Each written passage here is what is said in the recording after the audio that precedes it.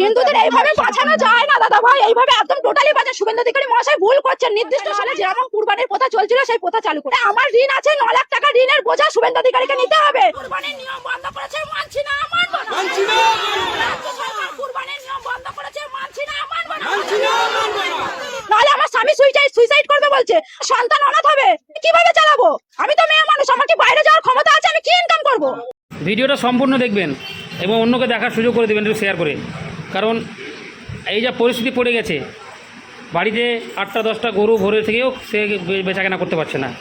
কারণ ওরা যে গরুগুলো কিনে ব্যাংকের মাধ্যমে যে ঋণ নিয়ে তারা গরু কিনে রেখেছে, যারা এই কুরবানির সময় এলে বিক্রি করে তারা সেই দেনাপাওনাগুলো মিটাবে, কিন্তু সেটাও করতে পারছে না। ভিডিওটা সম্পূর্ণ দেখেন, দেখার পর দেখলে পরে বুঝতে পারবে যে কী বলছে এরা। রেখা পাত্র দিদি ভাই যে কথা বলছে যে গরু যে 14 বছর বয়সীকে কুরবানি দিতে হবে, প্রথা তো এতদিন ছিল না। মাত্র 15 দিন ক্ষমতায় এসে আজকে নতুন নতুন নিয়ম, নতুন নতুন প্রথা চালু করছে। এই নিয়ম তো নেই, মানুষের জীবনের গ্যারান্টি নেই। তাহলে গরুর 14 বছর জীবনের গ্যারান্টি আমরা কিভাবে নেব? শুধু তো গরুকে খাওয়ালে আর গরুকে দুধ বিক্রি করলে তো আমাদের সংসার চলবে না। কুরবানির প্রথা ছিল বলে গরু তুলতাম, গরু পুষতাম। এখন যদি এই নিয়ম চালু হয়, তাহলে মোদি আমাদের খাটালে গরু তুলে দিক, তারপরে আমরা সেই গরুকে মুদি খাওয়ানোর পয়সা দেবে, আমাদের দেখাশোনা করার পয়সা দেবে। তাহলে গোমাতাকে সেই 14 বছর বয়স পর্যন্ত আমরা রেখে দিতে পারবো। তার আগে গোমাতা এতদিন এই প্রথা চালু ছিল না, আমরা এই প্রথা রাখতে পারবো না। আমাদের কুরবানির প্রথা চালু করুক, নাহলে আমাদের স্বামীরা সন্তানরা সব অনাথ হয়ে যাবে, সুইসাইড করবে বলছে। এর দায় শুভেন্দু অধিকারী, রেখা পাত্র, এদেরকে নিতে হবে। সরকার বলছে যে গোমাতাকে বাঁচাচ্ছে।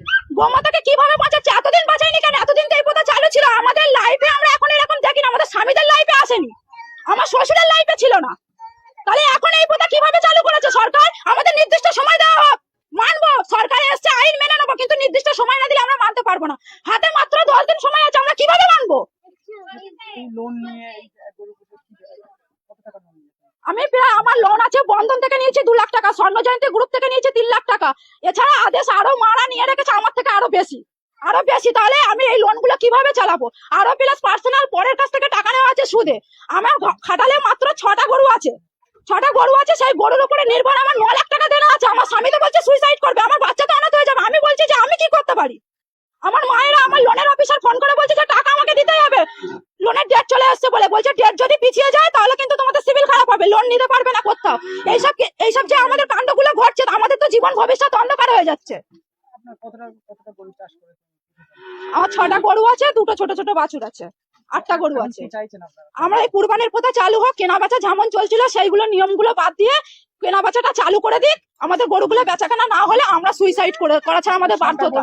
হিন্দুদের বাঁচাচ্ছি, হিন্দুদের এইভাবে বাঁচানো যায় না দাদা ভাই, এইভাবে একদম টোটালি বাঁচা। শুভেন্দু অধিকারী মহাশয় ভুল করছেন। নির্দিষ্ট সময় দেওয়া হোক মানুষকে, নির্দিষ্ট সময়। 15 দিন ক্ষমতায় এসে এখন এগুলো হয় না, এগুলো আমরা মানতে পারছি না। তাহলে আমাদের স্বামী, আমার সন্তানের, আমাদের সংসারের দায়িত্ব নিয়ে যায় লোনের, তারপরে আমার সংসারের যাবতীয় দেনাপত্র দায়িত্ব নিয়ে নিক শুভেন্দু অধিকারী মহাশয়। নাহলে যেমন কুরবানির প্রথা চলছিল সেই প্রথা চালু করে দিক। নাহলে আমার ঋণ আছে 9 লাখ টাকা, ঋণের বোঝা শুভেন্দু অধিকারীকে নিতে হবে। নাহলে আমার স্বামী সুইসাইড করবে বলছে, আমার সন্তান অনাথ হবে, আমি কিভাবে চালাবো? আমি তো মেয়ে মানুষ, আমার কি বাইরে যাওয়ার ক্ষমতা আছে? আমি কি ইনকাম করবো? দিদি আপনার নাম এবং মৌসুমী ঘোষ, আমার বাড়ি বামুনিয়া।